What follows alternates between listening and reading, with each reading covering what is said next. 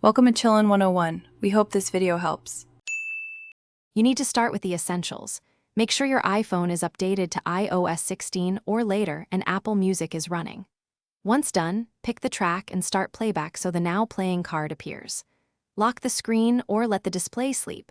When you wake the phone, you should already see a compact player. Tap the small player or the album art immediately. That first tap tells the system you want the music interface enlarged, and it will try to expand. Once you've tapped to expand, you can lock in the bigger view.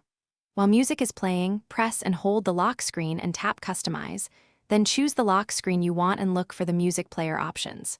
Select the larger, full-screen music style so album art fills the area.